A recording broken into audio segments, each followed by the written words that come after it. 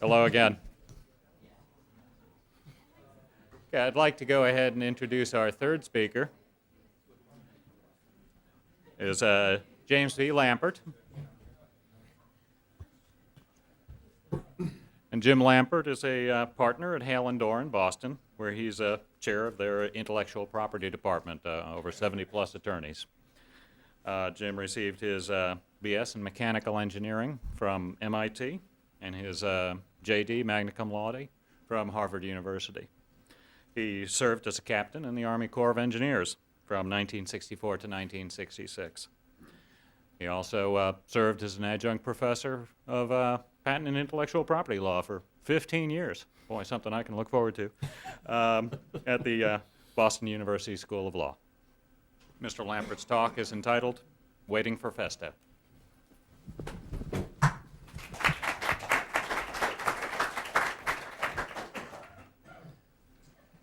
Or waiting for the... There we are.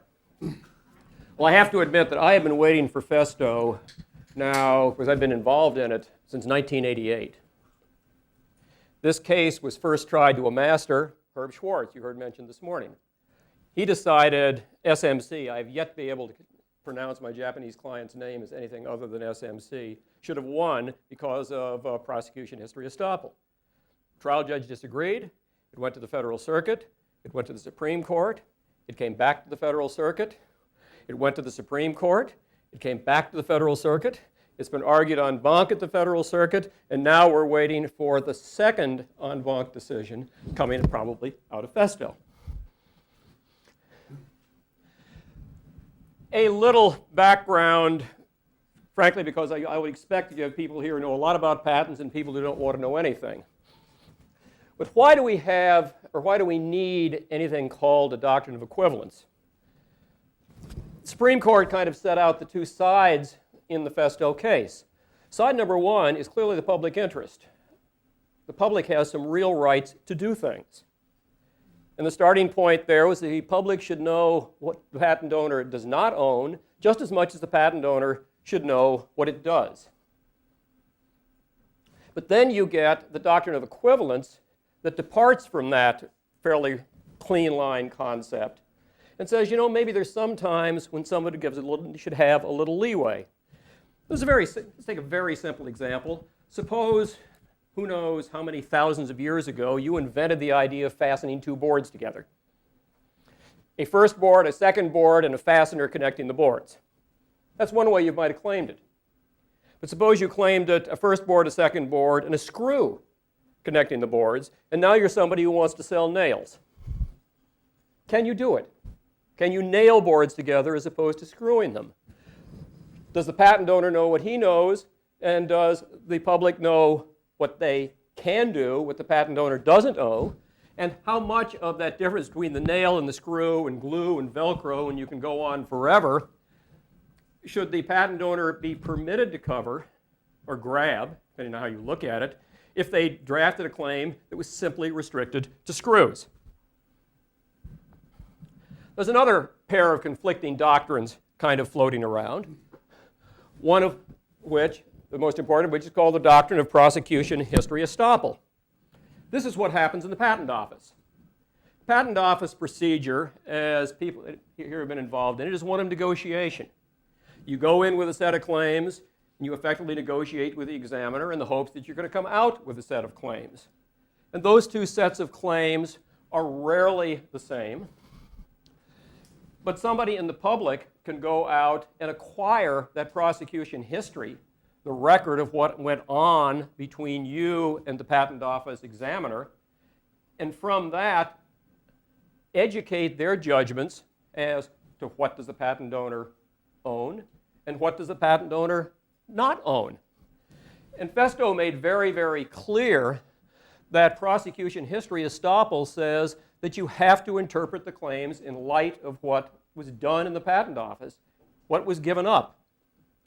And it focused on a second very important fact that is sometimes forgotten and can certainly be expensive for the patentee who's seeking a patent, and it could overload the Commissioner's Board of Appeals fairly easily. The patentee is the one who ultimately decides whether to accede to an amendment, or the patent applicant. They always have the right to say, no, I'm going to take an appeal. The patentee is the master of the claim. He's the only one who can write the claim. The public never can. So the Supreme Court was fairly clear on this. How do we handle it? The patentee can appeal if he wants to. But if a patentee does not appeal, he's conceded that the invention he patented doesn't go as far as what he started out with.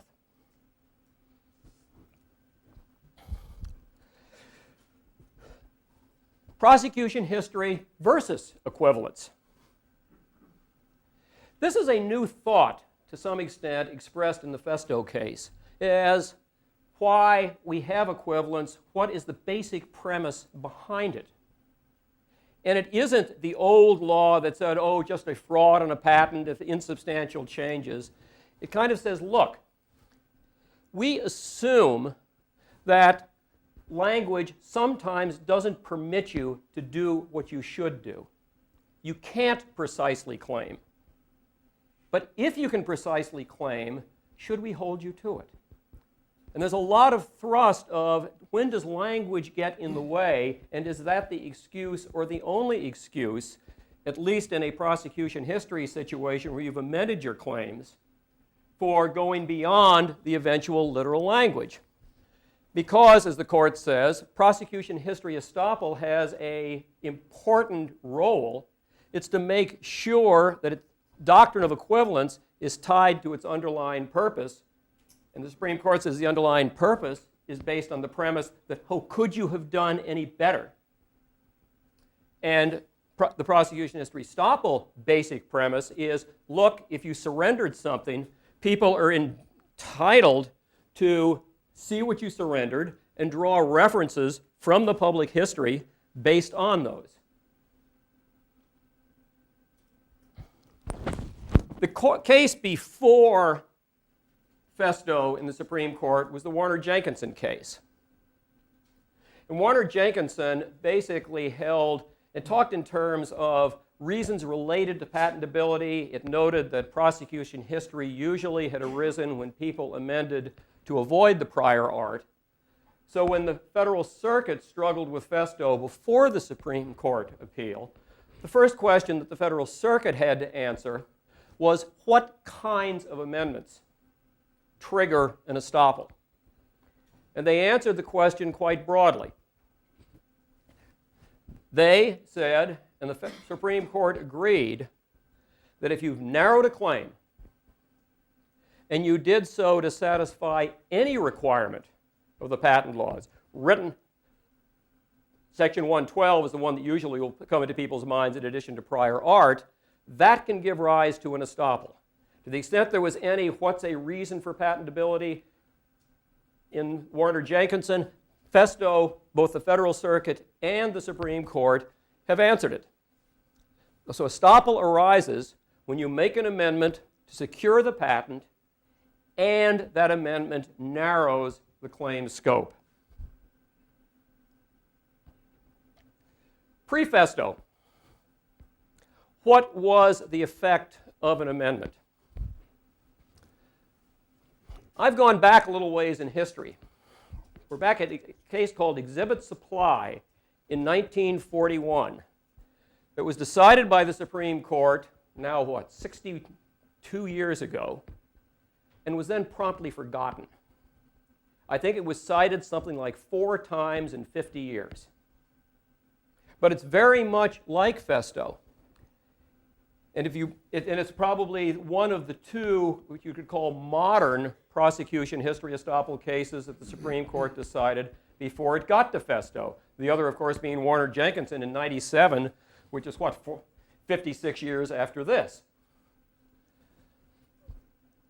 Exhibit Supply said if you made an amendment that narrowed a claim, and there it did, and we'll actually see what it is in a few minutes, you recognized and emphasized the difference between your original claim and the new claim, and you proclaimed your abandonment of everything in the middle.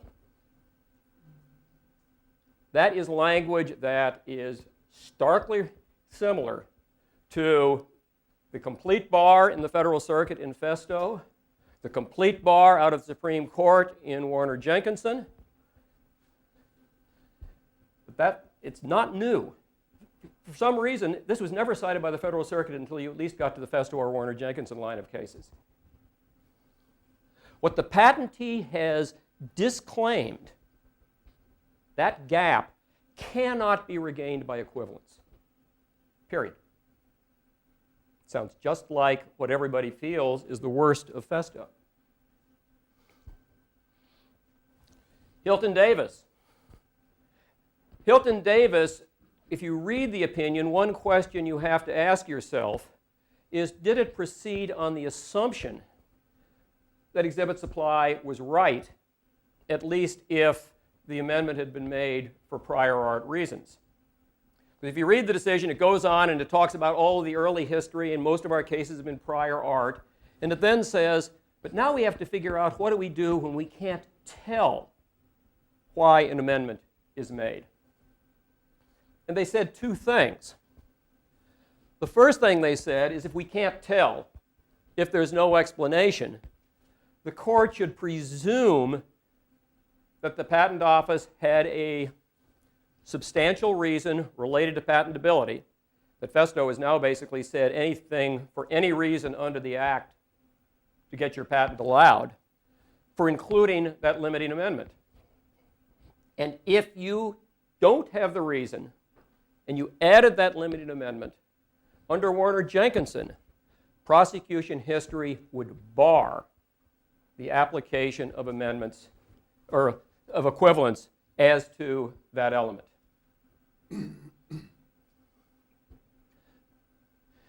Now we get to Festo.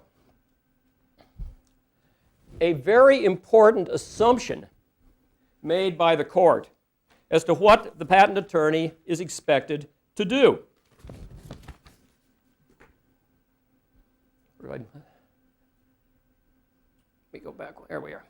The patentee, as author of these claims, is expected to draft claims that encompass readily known equivalence. That is not typically the way a lot of people have thought when they're sitting there drafting claims. But the Supreme Court couldn't have been much clearer in that language. That is the expectation, and it follows through their reasoning on the rest of their opinion. Then they picked up a little from Warner-Jenkinson.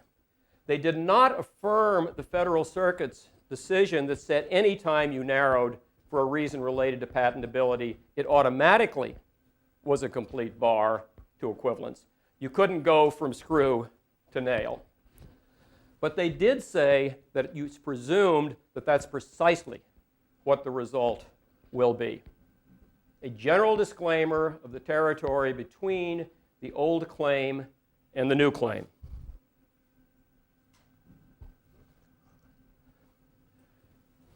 Basic presumption, we expect that you will draft claims that will cover known equivalence. But what if you can't? If you can't, then we have to ask ourselves a question. Because if equivalence is premised on the fact that language is incapable of capturing the innovation, what if that language simply wasn't available and you couldn't have done it? As they note, the fact that you've amended, you've conceded that you've certainly given up something, but language may still not permit you to be as precise as you should have been or you would have hoped to be in the first place. So how do you handle, under Festo, determining when the inability of language, the inexactness of being able to describe what really comes down to being an idea, not a hammer or a nail or a screw, so that you are not stuck with the literal language that you put into that claim, but have the ability to say, hey, what this alleged infringer is doing is an equivalent, and I am entitled to cover it. My view is they established a very clear single test. The patentee must show at the time of the amendment that one skilled in the art could not reasonably have been expected to have drafted a claim that would have literally encompassed what's now said to be equivalent. Note that that language doesn't say literally describes. If I'd had a claim that called for a fastener pre-Velcro, that claim would have literally encompassed Velcro, even though I had no idea that Velcro was still coming down the pike. And fastener is a nice, well-known noun, so why didn't you draft a claim that required a fastener? Another example that is often given as to, gee, how could you have done this, is pre-transistor, post-transistor. If pre-transistor, everybody is thinking in terms of anodes and cathodes, could somebody have reasonably been expected to have drafted a claim that talked about collectors and emitters? The answer may well be different than the answer that you'd give in the event of a fastener and Velcro. But that's basically the test that the Supreme Court laid down in Festo. They also laid down a couple of points that made very clear when that test simply can't be satisfied. And they said it twice, and we'll get to the twice, but they said it cannot be met if before the amendment the claim literally covered it. So to go to my two boards and a fastener, if you had started out with a fastener, that would have covered Velcro. If you went to nails and screws, literally that would not have. But when the patentee originally claimed the subject matter alleged to infringe and then narrowed it, he can no longer argue that the area in the middle is unforeseen, something unforeseen that he now should be entitled to claim by equivalence. And as for language, is the language available? Supreme Court said the same thing again. When the original application embraced, covered it, and the patentee narrowed the claims, I'm not going to listen to you argue that you didn't have the words, you did not have the ability to describe the subject matter that you're now saying infringes.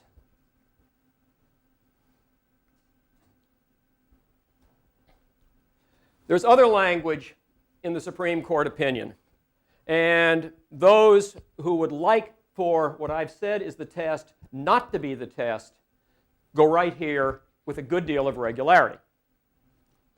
Supreme Court talked about circumstances where an amendment can't reasonably be viewed as giving up equivalence. Equivalent may have been unforeseeable. Take Velcro, take transistors. The rationale underlying the amendment may bear no more than a tangential relation to the equivalent in question. Well, people were asked at oral argument en banc before the Federal Circuit, what in heaven's name does that mean? And the answer is there has not been a satisfactory answer given yet as to what they really meant by that, and I'm not going to attempt to come up with it here. But probably the most important part, and this is the way the Supreme Court laid it out in its decision, is the last sentence where they said there may be some other reason suggesting that the patentee could not reasonably be expected to have claimed, to come up with a claim that literally covered the equivalent in question. That at least, as I read Festo, says, look, you may be able to show for one of these first two reasons that the test, could you have done better, can't be met. But this was simply a listing not of independent tests, but of things that might be relevant to answering the basic test. At the time the amendment was made, could you have reasonably been expected to have drafted a claim that covered the equivalent? We talked about exhibit supply. I love simple subject matter. It's a pinball machine. The patent in suit in exhibit supply is the one on the left, and you've all seen these. The ball comes bouncing down, it hits the spring moves, the conductor goes down through a hole in the table, there's another conductor in the table, an electric circuit is closed, and the thing goes ding. That's the invention. The claims that were originally submitted said that that second conductor, the one down in the table, mounted conductor means, was, quote, carried by the table. Claim got rejected because this piece of Boyle prior art, as you can well see, has a conductor that's, quote, carried by the table. It's on the underside. It may not go through the table, but it's certainly carried by the table. So what did the patentee do? The patentee amended the claim to require that rather than being carried by the table, the conductor should be embedded in the table. And the accuser built two devices. Instead of now, if you'll notice, instead of having the leg that comes down from the spring, he said, okay, let's have it go up from the table. He had two very similar devices. One of them, he basically drove the nail into the table. The other, he spent a little more money. And he came up with this strange little ferrule where, although it goes through the table, there's a little space, a little annulus, surrounding the conductor and the table. Everybody admitted that these devices, both of them, were absolutely equivalent to what was shown in the patent, and they were equivalent to having a conductor that was embedded in the table. But you saw the earlier quote, so you know what the Supreme Court did. The one that was driven into the table literally infringed. Driven in is embedded. However, the one on the right did not infringe. Clearly equivalent, clearly not embedded, clearly the original claim that simply called for carried by was infringed. But the patentee, by going from carried by to embedded in the table, gave up everything in the middle, including that very small cylindrical annulus in the one on the right side. Could he have done better? He might have tried not to amend at all at the beginning, though then he had to deal with the Boyle art. But the answer is, of course, the patentee could have done better, and he could have done better simply looking at his own device. All he needed to do was to require that the conductor extend through the table. If it extended through the table, it clearly would have been different than Boyle, and it equally clearly would have literally covered both of those other devices. But he didn't, and in a case very much like Festo in its language, the Supreme Court said, prosecution history estoppel bars equivalence as to that amended element, what type of conductor. Assuming the test is now clear, and that's probably a big assumption. This has now been sent back by the Supreme Court to the Federal Circuit that put out its order in September as to what it wanted to hear. An argument was in February. The Federal Circuit asked 4 questions, 2 of which were particular to the case, and I haven't even bothered to put them in the slides. But the other 2 they asked, this is the one that they asked amicus briefs also. The second question, what factors are encompassed by the criteria set forth by the Supreme Court, really turns a lot into, okay, what is the test? How does this unforeseeability work into it? Exhibit supply, I don't think there's any argument that the patentee foresee what the infringer was going to do. Of course not. He would have written a different claim. But the really important question is, this is a question for Judge Boyle. As this thing comes back down to you, what are you going to do? Is this rebuttal of the presumption a question of law or a question of fact? And what role is a jury supposed to play? Well, in oral argument, the government very quickly said, you know, there was a lot to say it's a question of law. Supreme Court in Warner-Jenkinson said that legal limitations on the doctrine of equivalence is a question of law. The Federal Circuit has always said that prosecution history estoppel is a question of law.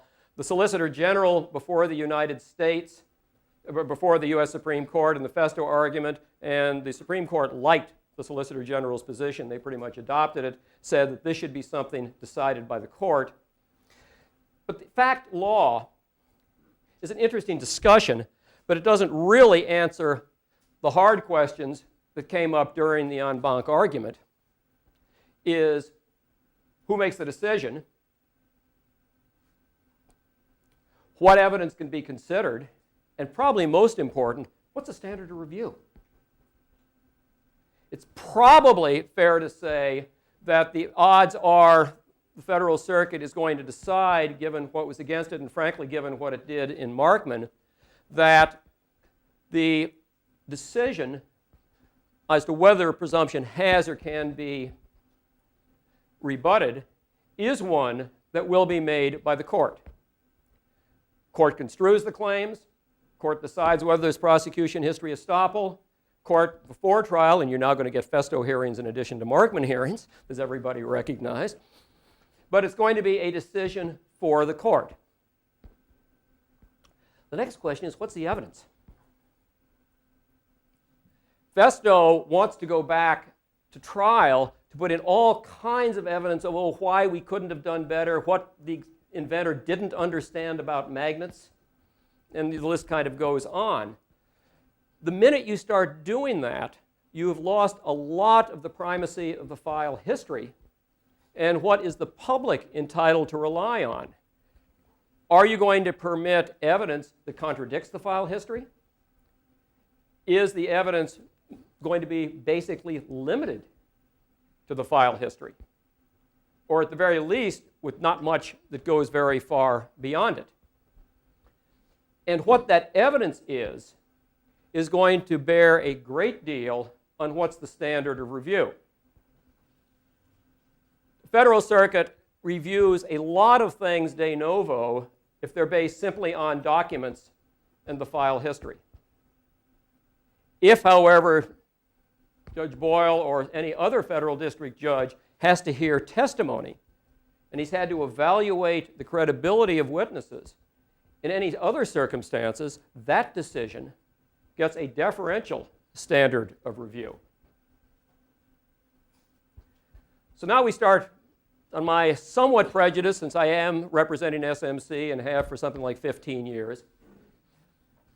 I think it's fairly clear, and I feel probably on best ground on this, that the court should decide, not the jury. This is not a question for a jury. There were discussions as, do you remember what was decided by juries at the time the Constitution was adopted in the Federal Circuit? And most counsel did not, though a couple of members of the Federal Circuit were quite clear that this had not been decided by juries at that point in time. But the relevant evidence, at least the vast majority of it, is going to be the public record. And at least to the extent it's de novo, or excuse me, it's documentary, the Federal Circuit will review these questions as they review claim construction, and they reverse claim construction close to half the time. The review will be de novo. Now let's get out a little farther on a limb, because there's a lot of discussion about the foreseeability of the accused device relative to what was in the patent application. The major question here that the Federal Circuit is going to have to face is, did the Supreme Court mean it when it said the important thing was, did the original claim include the device? And what could you, even if you couldn't reasonably be expected to write a claim that particularized Velcro in 1910, you certainly could have written a claim that called for a fastener, so could you possibly meet the test? And the other, and I guess the kind of the bottom line and where you come out on this, and this is probably the biggest, gee, is this really going to happen among the patent bar? My best judgment is if you assume that the test is what I believe the Supreme Court said it was, and you take what the Supreme Court said in terms of, look, if you originally claimed it and then narrowed your claim, you cannot claim equivalence. Plus, if you restrict most of the record to the public record, it's going to be a very small minority of cases in which the patentee is going to overcome the presumption. And the result is going to be going all the way back to the first slide that I'm not going to go back to at the moment, that the public will have a much clearer view, at least in terms of things that were changed during prosecution, as to exactly what the patentee does not own, and the patentee will have an equally clear view as to what he does, and it's going to be smaller in many circumstances than what the patentee would have liked it to be. But in the final analysis, the only important view is going to be the federal circuits, and for that, I'm still waiting for Festo.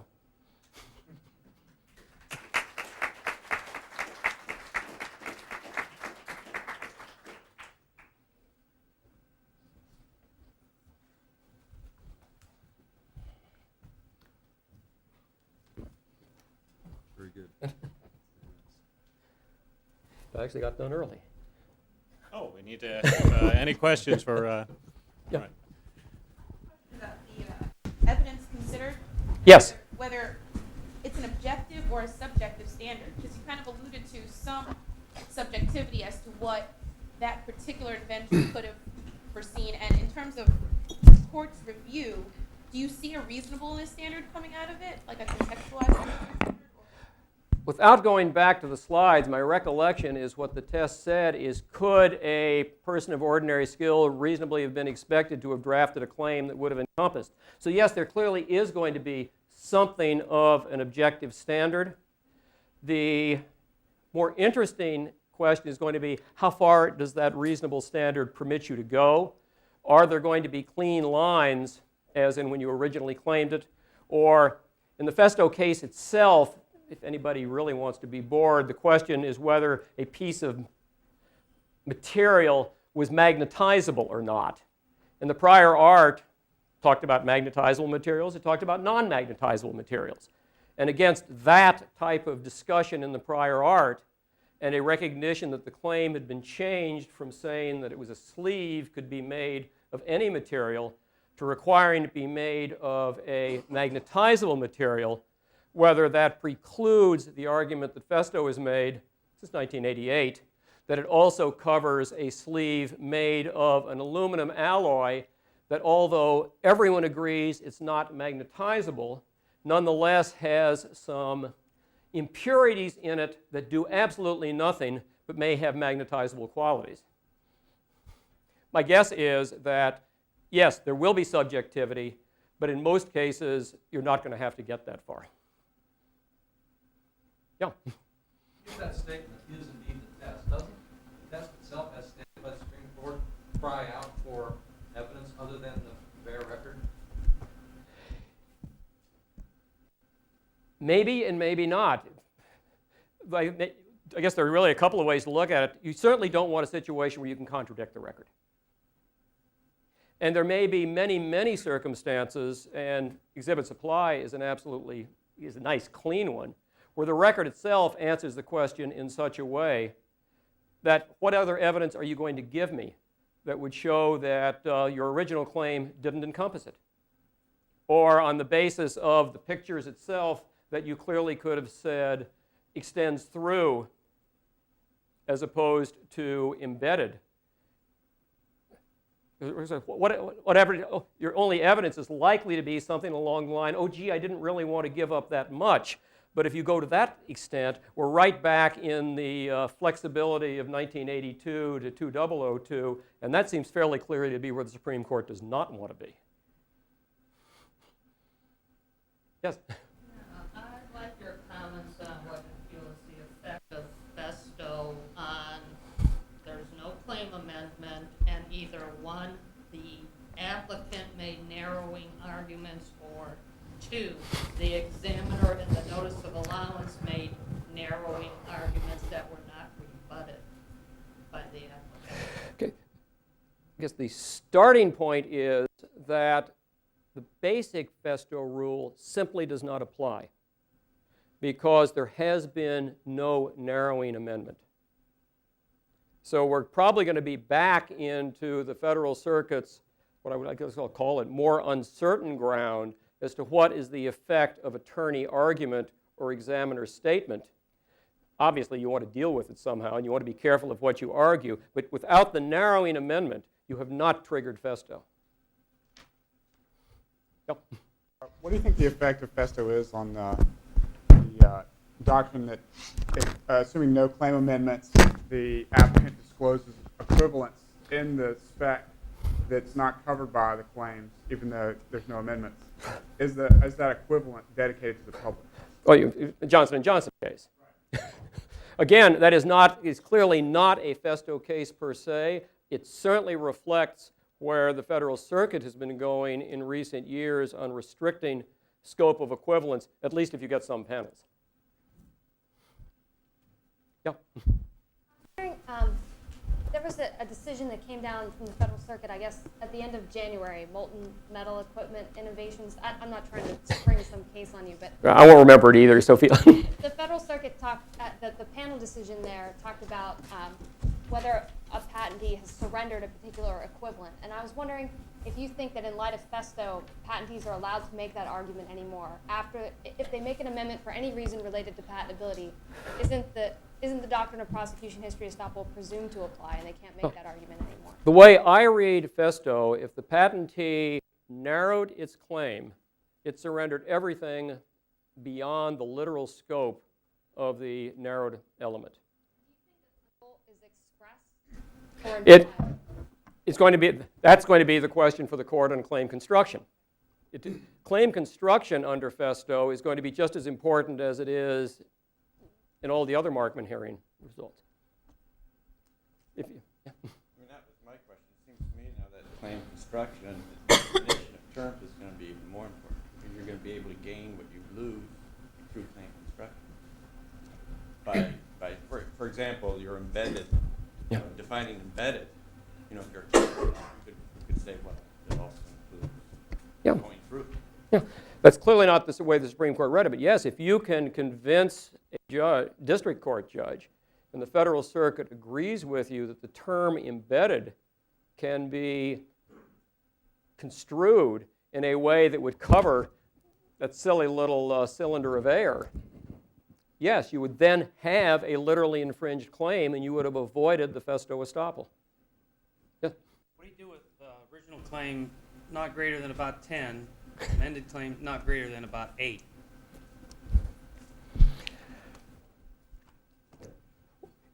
Let's take out the abouts first. If you take out the abouts, it's clearly you gave something up. Beyond that, frankly, you have to talk about what does heaven's name does about mean. Maybe that was a test as a standard deviation, and it can vary Yeah. as to the test. Yeah.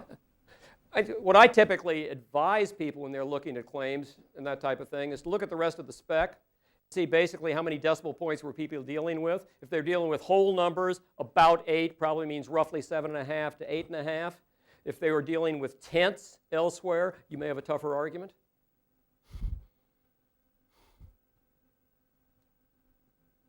Okay, thanks.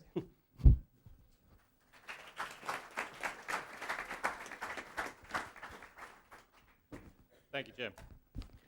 Okay, our fourth and final speaker. It's my pleasure to introduce the Honorable Terrence Boyle, who is the Chief Judge for the Eastern District of North Carolina. Judge Boyle received his bachelor's degree from Brown University and his law degree from the Washington College of Law. Among many other things, he was, for 10 years, a trial attorney in Eastern North Carolina, engaged in a broad variety of criminal and civil practice. Judge Boyle became a judge in 1984 when nominated by President Reagan and became the chief judge in the Eastern District in 1997. He's heard patent cases there, including the Glaxo against Novopharm cases, where he was affirmed twice on appeal. Pretty good record at the Federal Circuit. Judge Boyle's talk is entitled, How a Trial Court Approaches Intellectual Property Litigation.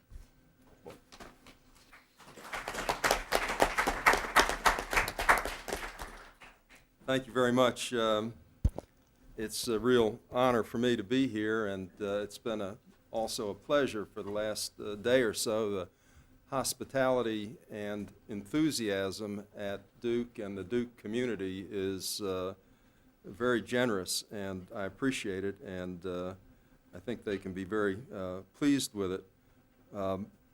I come to this program obviously not as an expert in the field and with a different perspective probably from many of you who were here as students or practitioners and from some other of the speakers.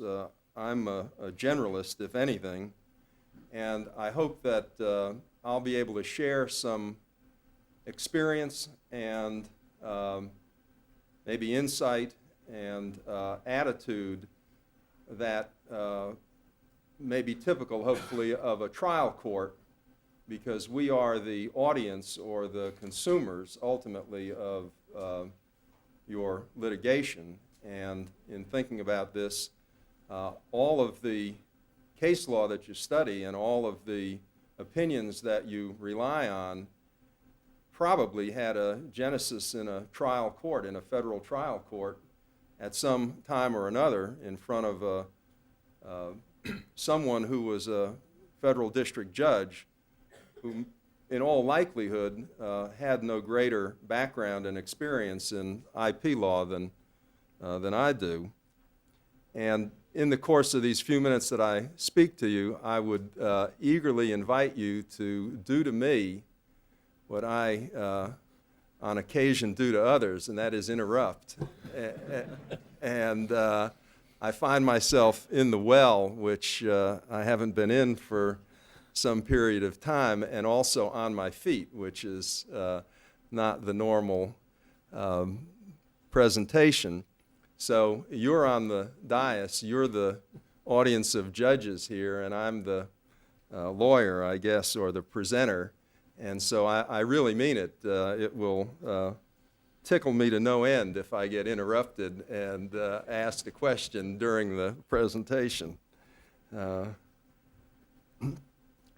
I thought that what, and again, if what I'm saying doesn't resonate with you, I hope you will pick up, but I thought that you might be interested to hear from a trial judge how we see a trial developing, and some things that you may know, but you also may not, that I think are hot buttons or critical juncture points, or however you want to identify it, that are points of contact or points where the case can go one way or another. I'm on a trial court. State the obvious, we do criminal and civil. Civil can be jury or non-jury. I think we did a survey just of IP cases that I had been assigned in the last 15 years, and it was about 160 or so, and that's just the gross number of any case that had a IP kind of claim in it, and half or 80 or some number like that were resolved without the court ever getting involved. And from memory, honestly, I think I've tried one hard-fought patent case to a jury verdict, which was appealed and decided, and 3, I believe, patent cases, 2 pharmaceutical and 1 mechanical, to decisions that were appealed but non-jury. So having a jury trial is an unusual thing, but it's also the most fearsome or foreboding thing, because if you're in that setting, you've surrendered a lot of control, and we'll get to that near the end of my remarks, but I think that bears attention.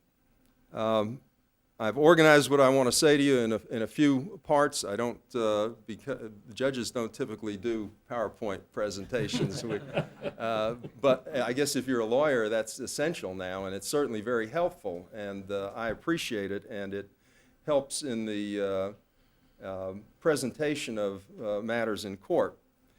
But I think the areas that I want to talk about, and I'll touch on them in either greater or lesser detail, are the pleading aspects of the case, how you compose your case, what it is you want to bring to the court and how you're going to frame it and lay it out. And that's true both from the plaintiff and the defendant standpoint, because you're going to, these are essentials. They may seem like they're just sort of routine or mundane, but believe it or not, we read them, and believe it or not, they can help you sometimes and hurt you many times. So it's not a part of the case to ignore.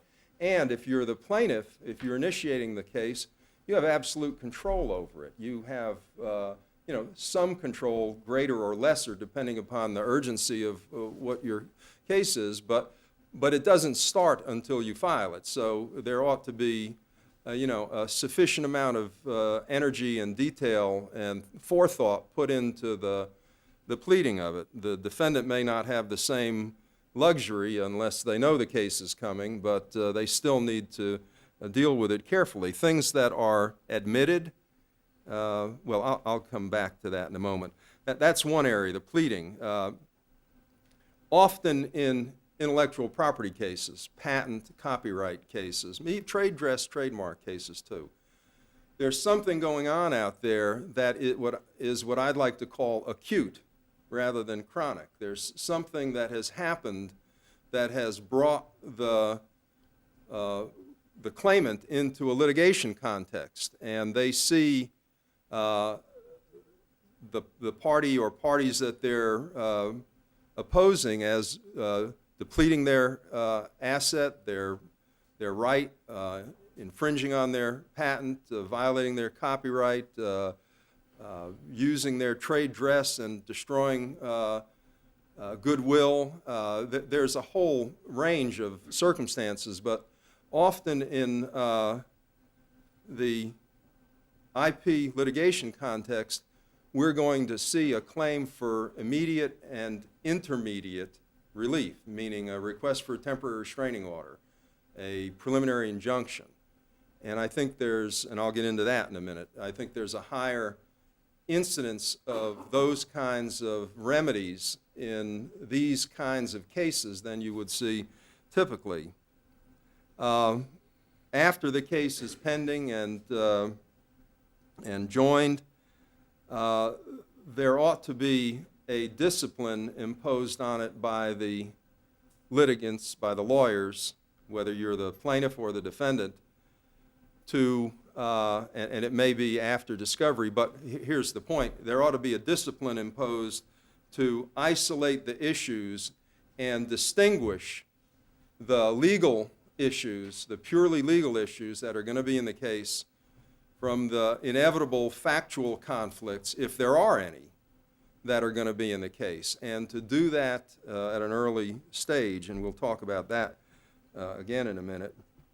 And then finally, if all else fails, and if the case has the durability to still be around, you have the prospect of trial, and you have to deal with, and you should have dealt with this much earlier in time, but you have the prospect of dealing with whether you've asked for a jury, whether the issues that are surviving are eligible for a jury, whether you aren't entitled to a jury, or whether you've elected not to have a jury, and how you're going to deal with that.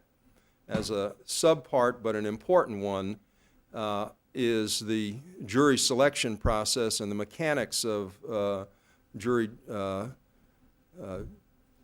seating and who your jury is if you're going to have a jury trial. And the other sort of tag-along issue, as I see it, is the whole area of discovery and evidence, and I think they're interrelated. And discovery and evidence at trial, and how these get compromised or influenced or affected by the sometimes critical need in a IP case to have confidentiality or to have things not, proprietary materials not available or exposed in the public forum, because we have public trials, and that's a point I think we can discuss or think about here. So that's sort of the outline of what it is I want to touch on. I will go back and go through some of those things, if you'll let me, with a little bit more detail. And I really do mean it. I hope you'll ask a question if you think that something pops into your head, and because I don't want to be redundant on this. The pleading, I think I've touched on that. You need to decide what forum you're going to be in. You know, are you exclusively in federal jurisdiction? What district do you want to be in? Have you given forethought to the kind of court, the culture of that court? Is it a court that you have a predictable idea of who the judge will be because it's a court with few judges and certain venues, or is it a court in a big city where it's the luck of the draw?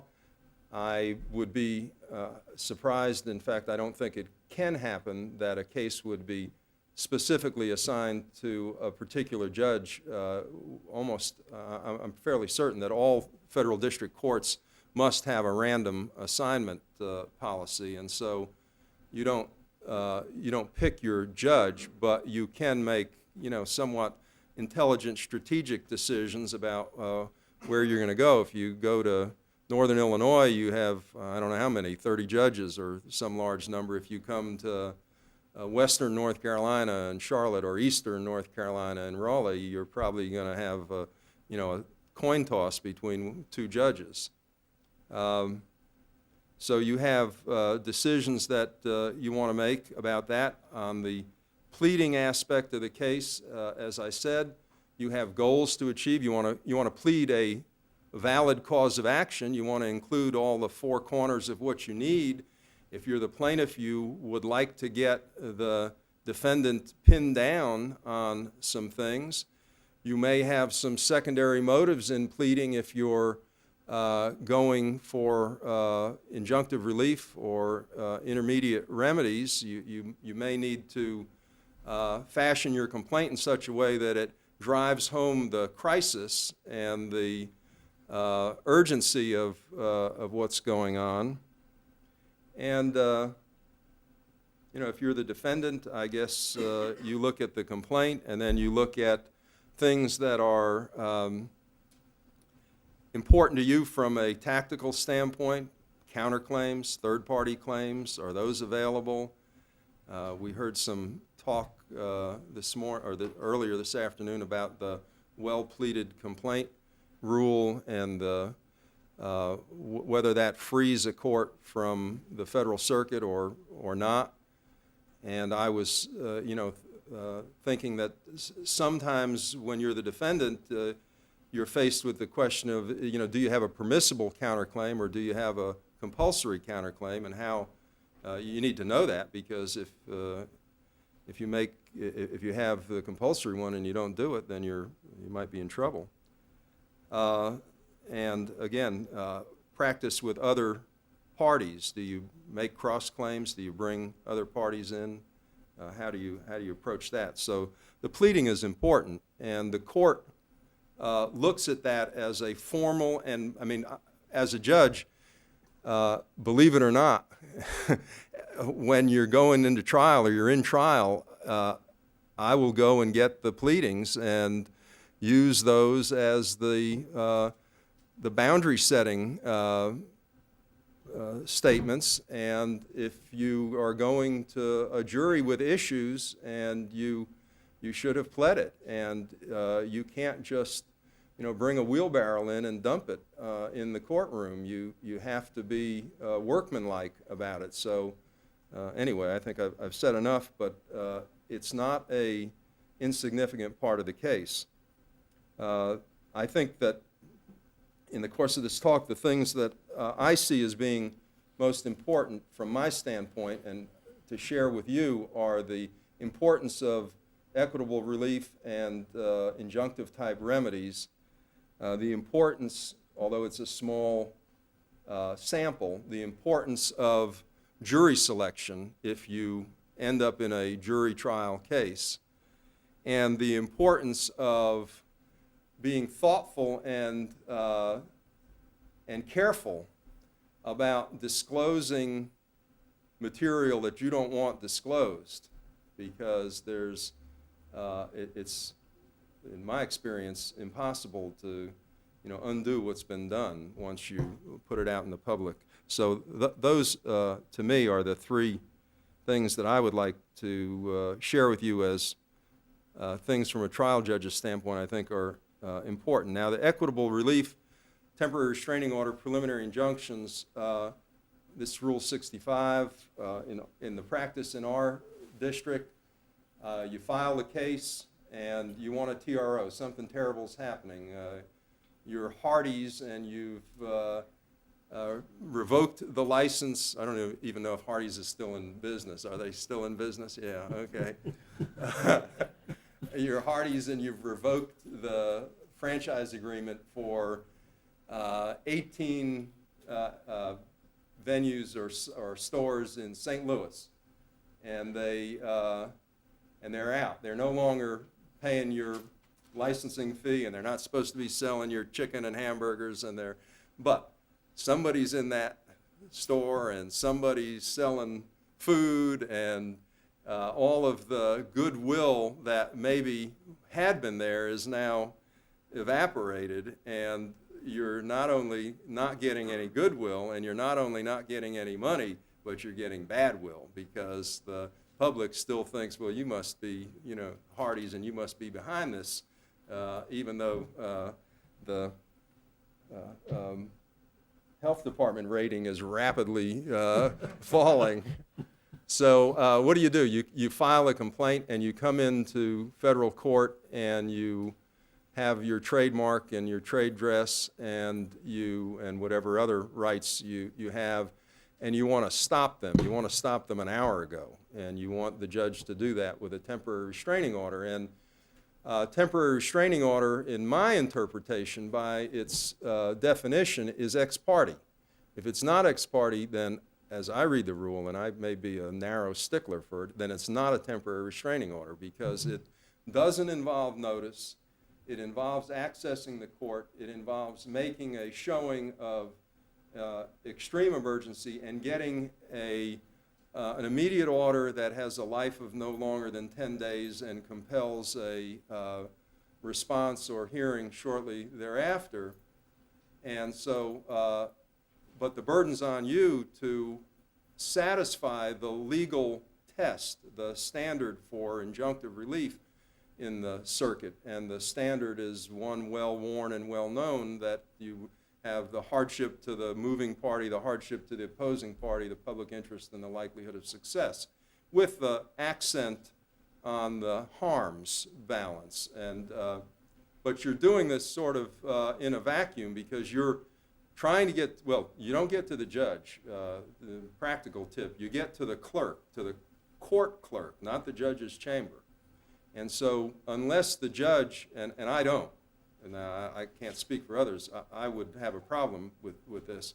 Unless the judge accesses you, you're not going to access the judge. You're making your filing and your showing and whatever plaintiff sort of appeal that you have, small p and small a, through the structure of the court, through the clerk of court's office, and you don't really know if it got to the judge, 10 minutes ago or 10 hours ago or 2 days ago. And I mean, these are all things that become important, and I won't tell you how to figure those out, but they're important. So the judge has this TRO, and it's self-executing. It's everything the judge believes the judge needs to know, and is going to act on it. Maybe the same day, maybe in a half a day, or maybe 3 days later, or, I mean, I would say if I was a lawyer and knew what I know now, I'd just keep pushing, because if you're not going to get it, better to know sooner rather than later, and if you are going to get it, your pushing isn't going to hurt you. So I don't know but that's the way I would do it now from the inside. Now, yes, sir. You do that pushing by stay on the clerk of court. Yeah, and not the judge's office. That's too much of the unknown. And you don't want to be too deeply into the unknown, uncharted water. So you stay out of the judges' chambers, and you stay out of the judge's office in terms of contacts, because those, in my experience, are never fruitful there, and they can be counterproductive.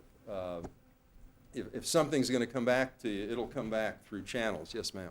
When you were talking about some of the procedural issues in the beginning, how would you, I guess, advise a litigant in terms of whether to use Federal Circuit precedent when arguing issues of procedure, or to use Fourth Circuit precedent for yourself? I think, correct me if I'm wrong, I think our procedure runs from the Fourth Circuit, and the substantive law runs from the Federal Circuit. But that, In terms of like other issues of personal jurisdiction, that's no, I think in this context of just what we're talking about, if there's really a critical point of law on the test for injunctive relief, unless I'm wrong, I'd use the Fourth Circuit and tell the judge to follow that, but I could be wrong on that. I don't know if it's clear, but I mean, we did a preliminary injunction a while back, and the standards usually are the same anyhow, so it never becomes much of an issue. And I don't know what they do on review. I mean, if it was an issue that was buried in the case that really got treatment on review, I don't know if they'd defer, and the case was in the Federal Circuit. I don't know if they'd defer to the Fourth Circuit and say, we'll follow that, or whether they'd make it up out of whole cloth. From what we heard earlier this afternoon, they might make it up out of whole cloth. They just might, yes. Yes, sir. But, so we're in this temporary restraining order posture here, and if it's granted, then that starts the engine running, and things are going to happen as a matter of if it's granted, then, and you're the plaintiff, then something good has happened. And if you're the defendant, something bad has happened, conversely. And the something good, if you're the plaintiff, is you've gotten the judge's attention, you've gotten a ruling, you've gotten a preliminary read because there'll be an order, and you know that now you're going to have live time in court early on. And all of these things that you're concerned about are going to rush ahead. They're going to rush ahead of the other business of the court and the calendar and everything else, because you've got a setting now, and you've got an order that's going to expire, and you've got some leverage, and what are your motives? I don't know. That they could vary widely, but if your motive was to get in front of the judge and really, come forward with your case, well, then now you've got that window of opportunity, and the hearing's set, and when you come to that hearing, you're going to have a trial, a mini trial, and we could, go into that on the preliminary injunction. And the TRO isn't effectively reviewable. I guess it is. You could get a stay, but that would be extraordinary. But you could, in a really, if the space shuttle was about to take off and you wanted to stop it, and you got a TRO, well, you could get a stay on that kind of thing. But typically, in these kind of cases, the first thing that's going to happen that's reviewable in the higher court is the preliminary injunction. But the TRO is going to anticipate there being a hearing and there being a preliminary injunction. And the rule is that in 28-12-90 something or other, that the granting or denial of the preliminary injunction is reviewable. So that takes it to light speed. That means you've got some leverage over the trial judge, because unlike 90% or some higher number of your civil cases, you're going to be able to get there. You're going to be able to get to that big court. And where do you go? Do you go to the Federal Circuit on a denial or granting, or do you go to your Federal Circuit jurisdiction? That's That's for where you patent go. case. If you granted or denied a preliminary injunction in a patent case, You would go to the Federal or Federal Circuit. Circuit. That- Let's that- let's assume the complaint was for patent Yeah, infringement. that's, I've never had that situation where the review was taken and it was in the Federal Circuit and they, affirmed or vacated the, because I guess the cases that I've had on review were maybe trade dress cases. But that's interesting too. Very interesting. If you don't get the injunction, you've got a record, and you go to the Federal Circuit with it. How often do they do that? I really don't know, but it's a matter that should bear attention. I have a question. What do you recommend for people who, I mean, TROs are so important or vital in some situations, and in a highly technical case, it seems that the plaintiffs or the movements, they want to make it sufficiently detailed so the judge can understand, like, this is why our technology is, identical to theirs, or they're infringing our technology. But you want to make it not so detailed that the judge's eyes glaze over, and it's, they fall asleep on your motion. But How do you do that? yeah, there's like a tension. That's why you're in law school here. Not to be, smart with you, but that's the art of, or the craft of putting together an effective document that's simple and convincing. And I would say that would be, you're exactly right. That's the goal, because if you make it complicated and threatening, then the judge is going to have less initiative to give you a TRO. I think that's just human nature, unless you have a judge that knows the subject matter inside out. And particularly since a TRO is ex parte.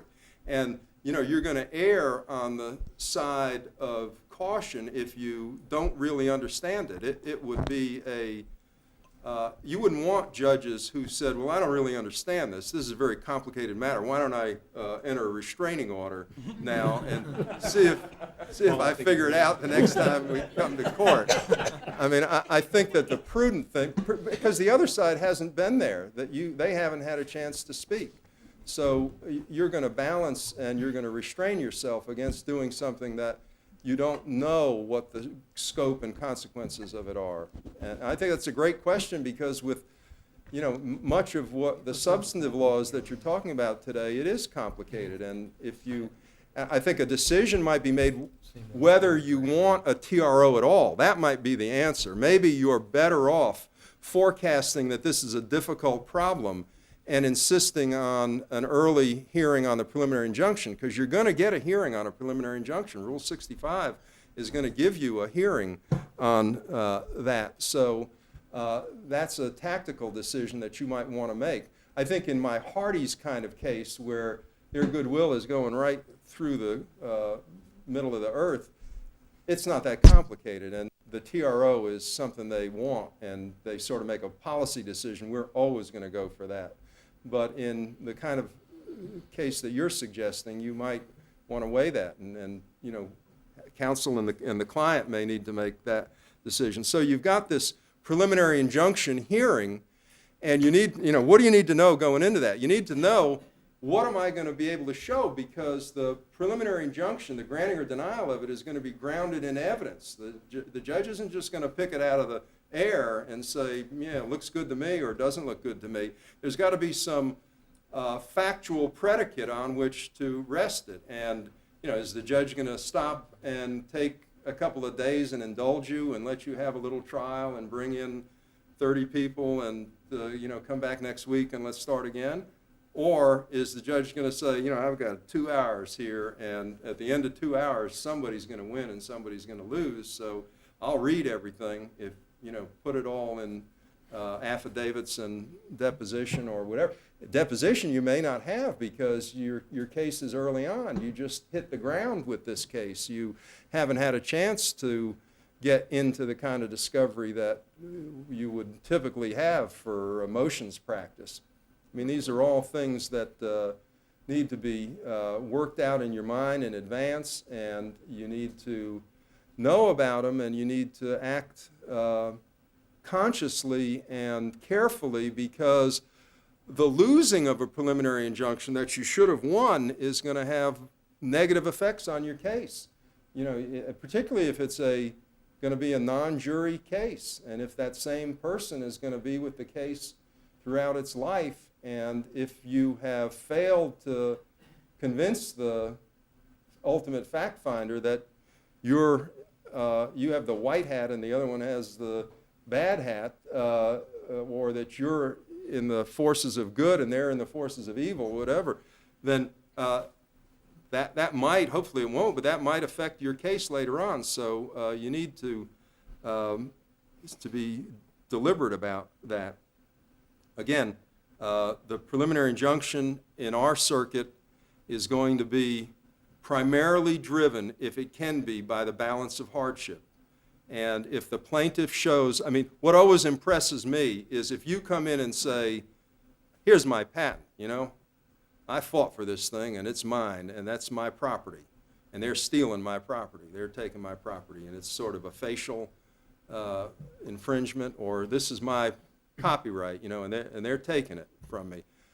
I think, just I'm not giving away any secrets, but just from a policy standpoint, you know, there's a strong entitlement to vindicate the integrity of intellectual property. It's a matter of federal law. It's something that's gone through a careful process, and that the courts, I think, at least in my experience, look favorably on the vindication of those protected rights. And so that's important, and that will get you a lot further than the person that says, well, we had a contract and he was supposed to move out of the building, you know, last month and he didn't move out, and I want you to enter a preliminary injunction and, you know, evict him. And maybe that's okay, but that's more of a legal dispute where the money damages and the passage of time are not that critical. But if you're the holder of a protected right, I think you need to assert that. Do you think that psychological effect is stronger with juries, that disrespect for the federal document being the patent, or is it stronger with trial judges? I don't know. We can think about that till the end of what I say, but at this point, it's the judge, and you know the policy is from the court, and it's a legal position, and so I think that the courts are more likely to give you. This isn't the final outcome. This isn't the decision on the merits. This is preliminary relief. This is maintaining the status quo, and I think that that's important. You know, that the status quo is you had this right, and you had this property interest, and it's now less than what you had before, and the status quo is to honor it or to enforce it. So I haven't gone into great detail about the preliminary injunction practice, but I think those are some of the highlights. I'll jump to discovery before I go to trial, and, well, no, actually I won't. I'll talk about the issues. I think it's important from a practice standpoint to be critical and analytical about your case and say to yourself, and constantly say to yourself as you're in trial preparation, discovery, litigation, you know, the term of the case, what things now are clearly legal that are no longer in dispute. There's not a factual, material, you know, what facts are material, because there are lots of disputes in every lawsuit, but only the material ones, the ones that bear on the issue that decides the case. What facts are in dispute and what facts are not in dispute, so that only legal questions survive. And in our court, we're very responsive to dividing out the legal issues, because that's an efficient way of handling litigation. Ending the legal issues with legal opinions, motion to dismiss, summary judgment, things of that sort, and only retaining those things that are in dispute, you know, for a fact finder. And so the earlier you do that and the more thoroughly that you do it, the better the case will be, because the case keeps getting refined to what's left. And, you know, the what's left at the end of a case will only be a or some material facts that are in contest, that have not been decided, because that's the only reason to have a trial. The only reason to have a trial with a judge or jury is because you still, at the end of the day, disagree materially about the facts that control the case. If you don't, then it's a question of law, and it needs to get out of there, and it needs to get, you know, into finality or into review, whichever is going to happen. But that's important, and just because you're in a trial court and just because you're involved in an evidence gathering experience doesn't mean that you should lose sight constantly of the discipline and the examination of, what are the legal issues? Are they only legal issues? Let's get this honed down. Let's get this narrowed down. In my philosophy from a trial judge's standpoint is that if I conscientiously and faithfully get rid of legal issues as soon as I can in the case, I'm doing the parties a great service, because they now have predictability. They have finality and predictability about what the law is going to be, at least at this level. If they need to get up on appeal, they can go and do that. And so I think that if it's a case that is ready for summary judgment and that there really aren't facts to be tried, make a decision on it. And if you're wrong, the parties will know that now, there are facts for trial, and they're in a better position to assess the risk of the case, the value of the case, and At what stage of litigation are you going to entertain a summary judgment motion? well, Are you going to entertain discovery? you could. I mean, there's no prohibition as far as I know, but in the typical conventional civil case is going to have this pleading and joinder and then a discovery schedule, and then that's going to anticipate a motions practice. So you're asking about, but a motion to dismiss, of course, can come in right at the beginning, but a motion for summary judgment has got, more of a support system. Well, in a case I'm trying right now, I knew when I read the file history that they didn't have the case, and I wanted to file a summary judgment motion, and I was advised to wait until after discovery. Advised by a partner or by the... By a partner and by more litigation experience than I have, that it would probably be best to wait, and that the judges tend not to review summary judgment motions that early. You review them whenever they come, because they begin to have an aging. I mean, we have our own. You don't have to worry about it. We have our own internal clocks and reporting systems, believe it or not. And so, once it comes, it starts ticking, and it's going to, get action. It's not going to sit there dormant until 6 months later when discovery's been filed. It's a pending motion. I got to report it. Would you consider a reviewed motion if we need more facts? It turns out we need more. Well, I mean, unless you run into the law of the case problem, where if you move for summary judgment and it gets denied, you're foreclosed from moving again on the same matter, aren't you? I mean, the law of the case kind of thing where you can't redo. You could move to reconsider, but you'd have,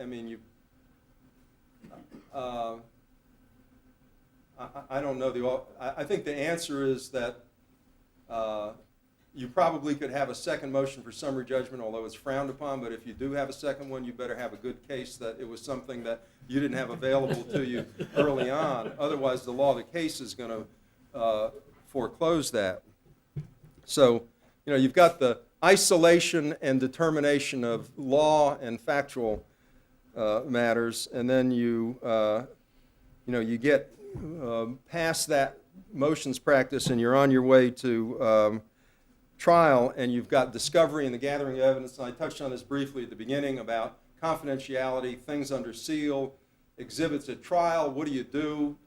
Have you consciously decided what you need to expose and disclose? And there may be instances when it's more valuable to you to keep it than to use it from a long-term strategy.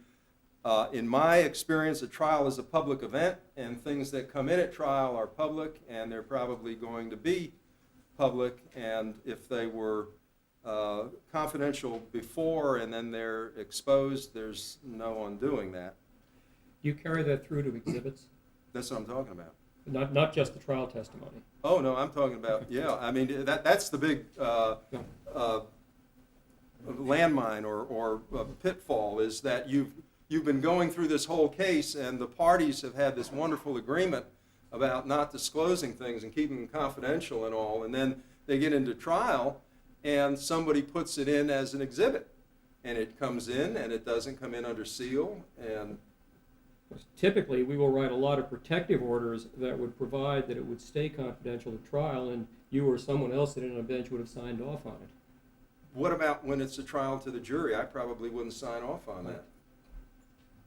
I mean, I'm not sure. I would Good have- question, I'm not sure. I would struggle with that Yeah. because I would struggle with the public trial requirement, and God bless them, the press are always, not that they'd be sitting out there, but the press are very jealous of their public trial rights, and the courts, at least the appellate courts around here, are very vigilant about enforcing those rights. So if you want to get a collateral lawsuit, you have a public trial with a jury and offer them something and let them look at it and use it to decide the case, and then tell the press that you can't see it, and it's a secret. And you'll have a collateral lawsuit pending against someone to open that up. I can almost predict that. But and Jim, I don't know the full answer to it. I know that this is a road bump. Because frankly, you've almost told me that I cannot try a trade secret case. You might to the judge. But you're going to have, I would want to hammer out or have a pretty solid understanding and binding commitment from the court as to what I was going to do before I started playing with some piece of information that I needed to keep confidential in an open trial. It's just my experience. And finally, is jury selection. Do you have a jury? What issues can you have a jury on? Burdens of proof. Normally in civil trials, it's a preponderance of the evidence. I haven't done one in a long time, but I believe my memory is, and I did, some issues can be clear and convincing evidence. Is that not the case? And that's a little bit of a switch, because most federal trial judges in civil cases never use clear and convincing evidence. And, what is it? We know what reasonable doubt is, and we know how to, assess that from a legal judgment, judgment as a matter of law as to whether the evidence was sufficient for that.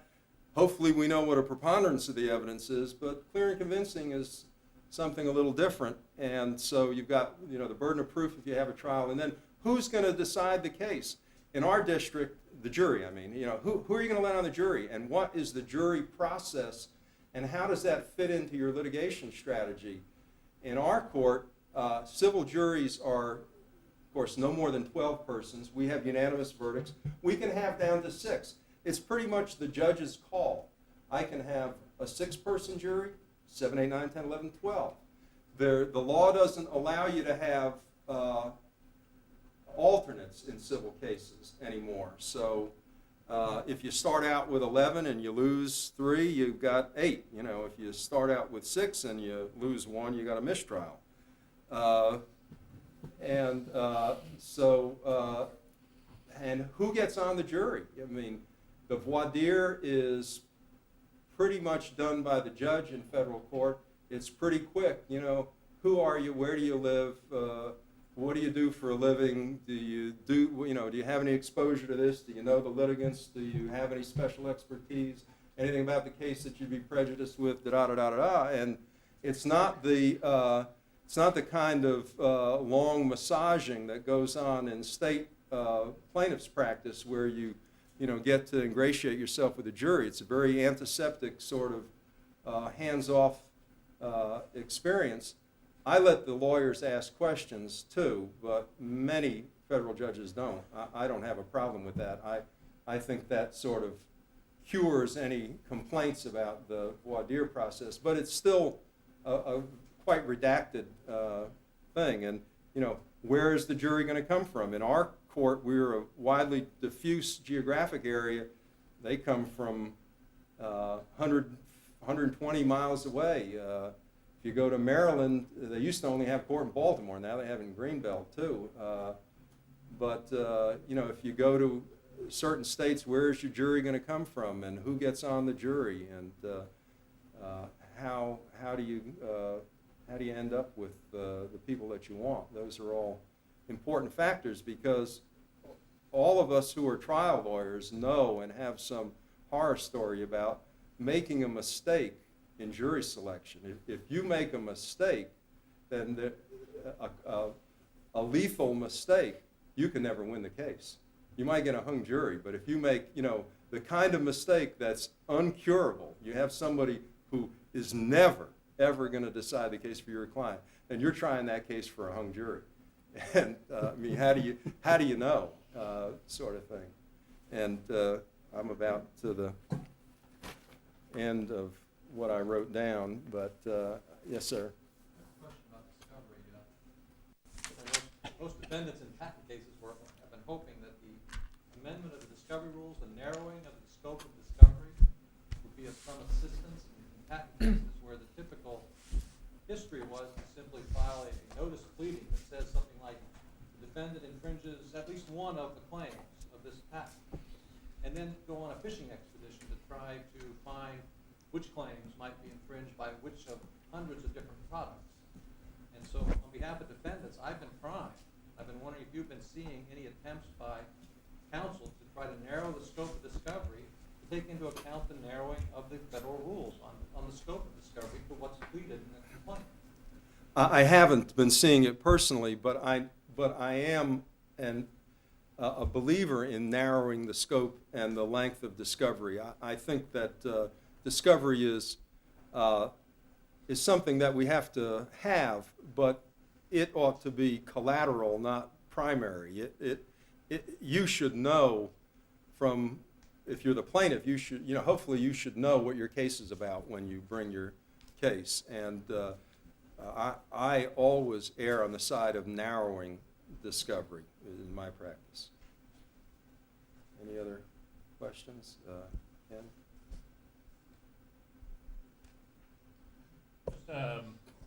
Just for the students in the crowd, from your experience, would it be possible to give off the top of your head some top do's and don'ts in presenting a technical or an intellectual property case? Well, yeah. I mean, in 2 minutes, the biggest don't is never talk over the judge. When the judge's lips start moving, stop.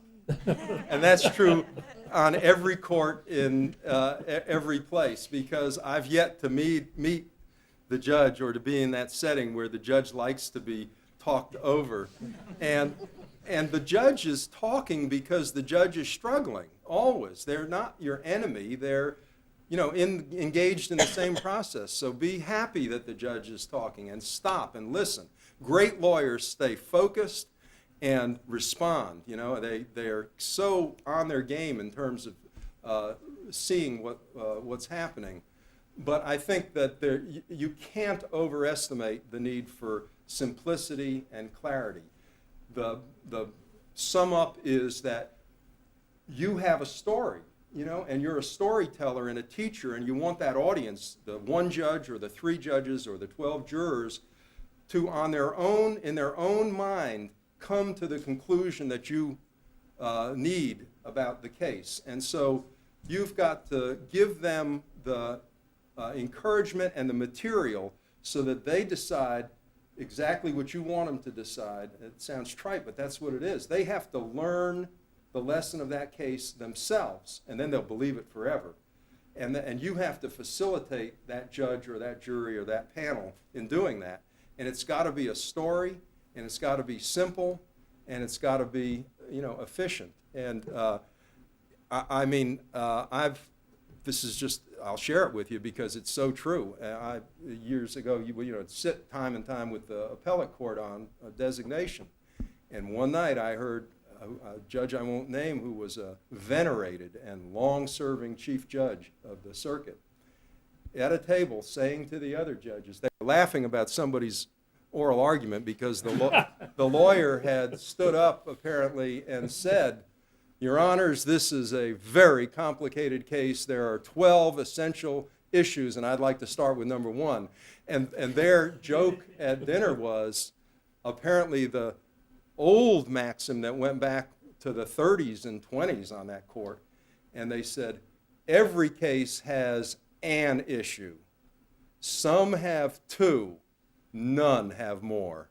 And I leave you with that, because if that's what they're thinking when you stand up and you tell them This is an incredibly complicated case, and I want to talk about the first 12 issues in it. They closed down. They just, and that's a pearl. I mean.